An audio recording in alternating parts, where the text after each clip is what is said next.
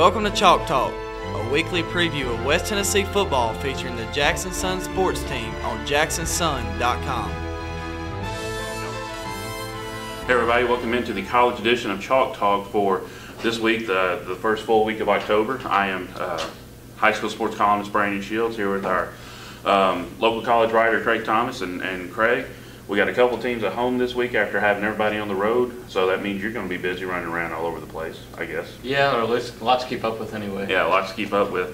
But let's start with the team that's on the road this week. Lane is going to Augusta, Georgia for the Augusta Classic is what it's called. They're going to be playing Benedict out of Columbia, South Carolina, which, not to make a joke, is probably just as well because of the weather, all the issues they've been having in South Carolina. You know, USC and LSU moving their game to Baton Rouge this week.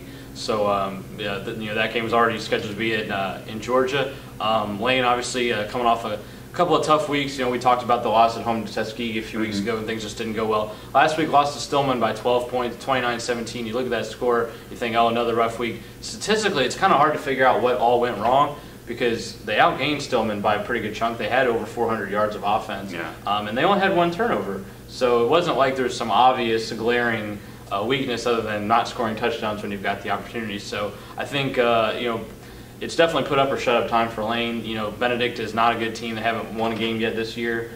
This is a team that Lane had beaten 3 years in a row until last year's mess. Wow. So when you look at the SIAC, there aren't a lot of teams where Lane's kind of had the upper hand in the last 5 years, but Benedict's been one of those up until last year when everything went wrong for Lane. So, you know, this looks like on paper to be a pretty good opportunity, and I think they'll have a good showing. I think they've, we're obviously better last week than the week before, and like we've talked about, I think Tuskegee maybe a little bit of a mental thing, but I think if Lane has a complete performance, doesn't turn the ball over, this looks like an opportunity for a win, and then start to build for some more positive things for the season, because you don't want to be one and something the longer you go into the season, obviously. So Concordia didn't really prove a whole lot because that team's not very good. Time for Lane to start beating some better teams. Yeah, one in anything in October is never a good thing for a football team. That's right. All right, so Bethel's at home this week. Who they got? They got Union, Kentucky. Union is a team that is also winless. So again, you look at this on the schedule. This looks like one of the more winnable games for Bethel. You look at common opponents. Union was I think a 13-point loser at Cumberland's a couple of weeks ago. Bethel lost that game 59-7 last week.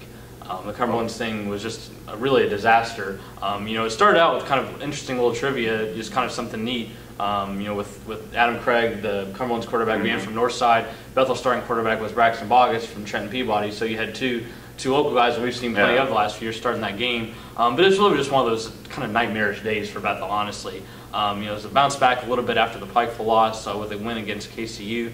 They were down 16-0 in the first 2 minutes. Oh, wow. With a couple touchdowns and a safety. It's just one of those things that nothing went right from the start. And I think Bethel's better than that, but they have something to prove this week too. I mean, because this has been 2 full years now where they've struggled earlier in the year.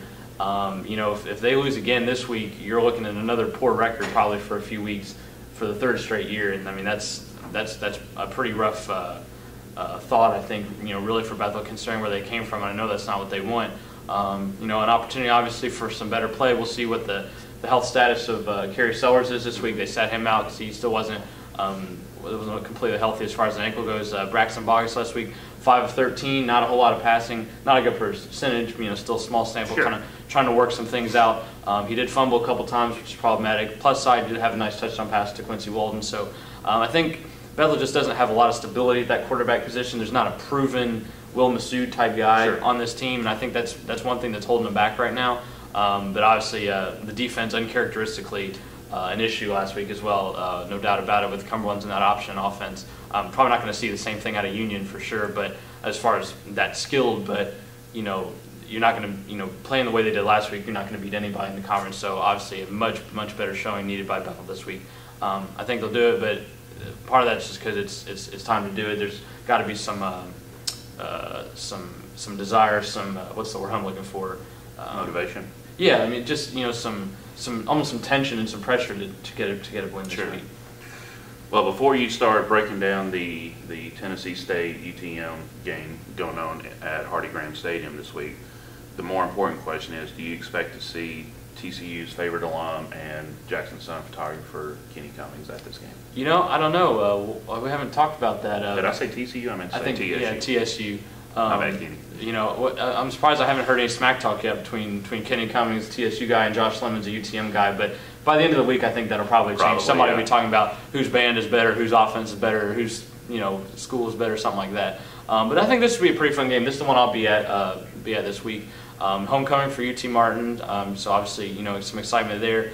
Tennessee State's a team that UT Martin's kind of gone back and forth with. Got some wins against in the last few years. UTM just kind of setting up this week. Went to Cookeville last week and beat Tennessee Tech 31-17. I think you have to be real pleased with the offense, and this is something I think that UTM expected. Honestly, when you've got a senior quarterback like Jared Neal, you've got some receivers with experience, and you've got an offensive line that J.C. Simpson said was going to get the job done. Yeah. And he, I think 25 out of 43, but I think over 400 yards if I'm not mistaken. And several touchdown passes, a couple to Rod Wright, a couple to William Tanner. UTM got the job done offensively, and then defensively, definitely good enough. I mean, the completion percentage I noticed for Tennessee Tech was 8 out of 34. Whoa! Now, when you're that bad, probably says a little bit, about just Tech's own issues, but defensively, UTM, at least did their part of it and contained them for sure.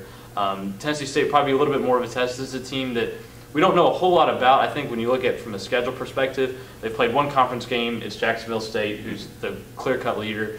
They blew TSU out of the water 48-13. So TSU does have wins against the other teams it's played, Alabama A&M, I believe, Jackson State in the Southern Heritage Classic. So this is probably a pretty good team, a team that's usually reliant on its defense, always has pretty good defense, one of the better ones in the OVC. I think it'll be a test for UTM.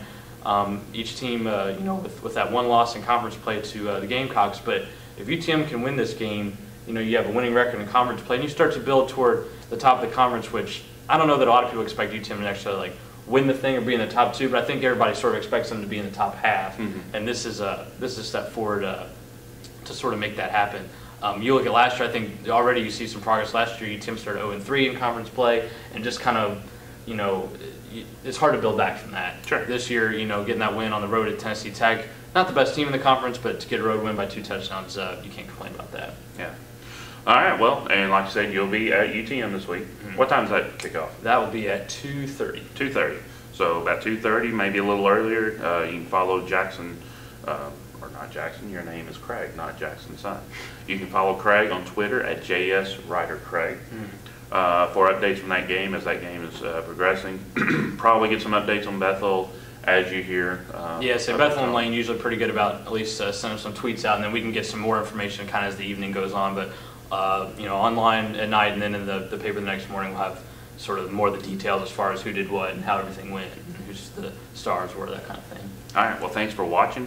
Thanks for reading the Jackson Sun. Thanks for, whether it be in print or online or wherever, thanks for reading and trusting us for your #1 source for local sports news here in West Tennessee.